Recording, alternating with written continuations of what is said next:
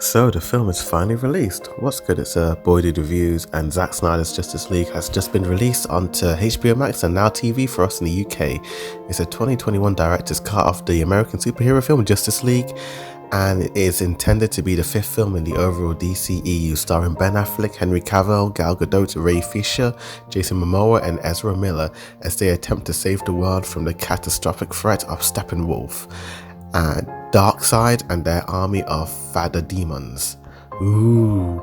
And this film had a budget of 70 million, and we obviously know the whole deal with why this film, the whole history and all that. I just kind of want to give my thoughts and opinions of this film and what I kind of thought overall of it. And yeah, let's just get straight to the positives. And the positive, yeah, this is a masterfully much better film than the first one in just pretty much every way possible. The acting is better, the direction is better, the VFX are so much better and groovy.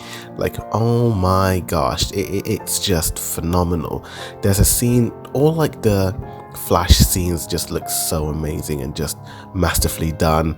And even that one scene with Wonder Woman in when she's saving those kids in that museum is much better, because in the first film it looks really weirdly choreographed, but in this one it looks so much better.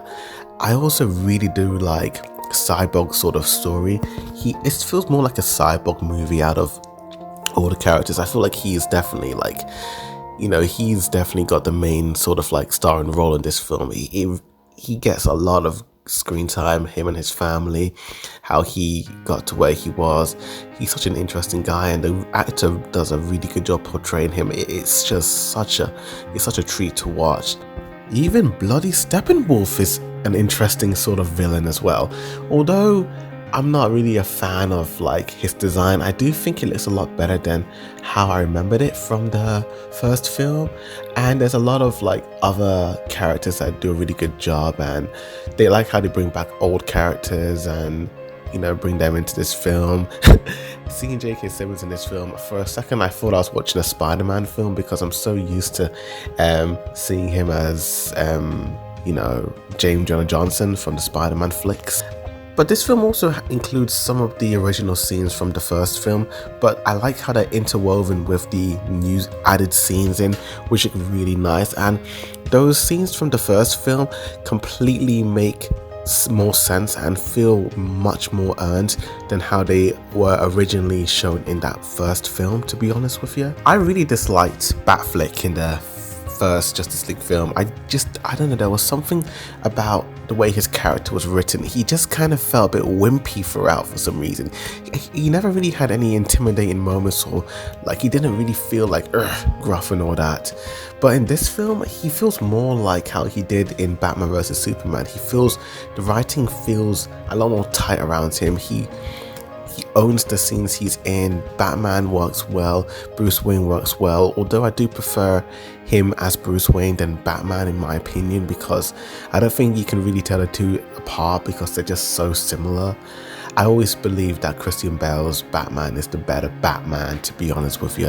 As I said, the visual effects looked really great, but a lot of like the cinematography was also really done well. Even though this film does appear as a 4:3 film, it was kind of shot as an IMAX film. So imagine it being 16:9, but like the top parts and the bottom half kind of being stretched upwards and downwards. So you are kind of seeing more than you are with a 16:9, to be honest with you, which is pretty good, because man, like some of those full frame shots look so great. Like the scene when Batman was meeting Aquaman, some of those shots look so beautiful and gorgeous, to be honest with you. I also love a lot of the scenes towards the end. I don't want to spoil it for you guys, but you are in for a treat towards the end. Like, wow, what an interesting surprise towards the end. Like, you get kind of a few of them, to be honest with you. And yeah, fans will, yeah, they're gonna absolutely eat all that up. But I swear that some of the leaks have been revealed online, but for me, I don't pay attention to anything DC related, so I was surprised, to be honest with you. But let's talk about the mix of this film, because as much as I liked all those stuff, this is what I found more mixed. And to be honest with you, I really wasn't a fan of like Aquaman in this film. Like I liked him, but I did think that maybe he didn't have as many scenes in the film as he could have compared to the other times we've seen him. He just kind of appears, says one-liners, but we don't really get to see much more development. I mean, yeah, we do see him go back to his underwater world, but that's about it, to be honest with you. Ezra Miller's Flash, also, we don't really get to see too much of him. I mean, we do, but he's kind of there for comedic effect, to be honest with you.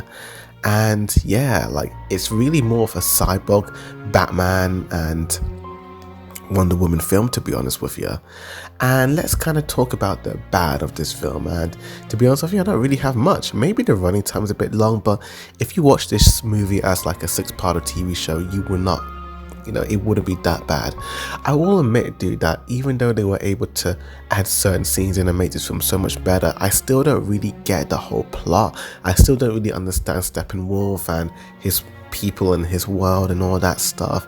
It is a little bit confusing at times, and the plot and the story is a bit clunky. It's still like how the 2017 version was, to be honest with you. Clunky story, and it can put you off, to be honest with you. And the whole Superman resurrection was, yeah, it's not that much different to the original one. It's more or less the same, and even the fights are kind of bad, to be honest with you.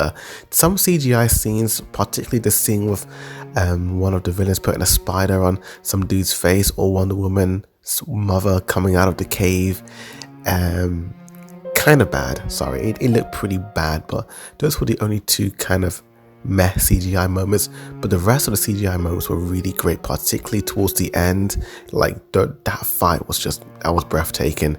It's not my favorite film of all time, but it might be my favorite DCEU so far. And I'm gonna give this film I'm gonna give it an 8 out of 10. I'm gonna give it an A.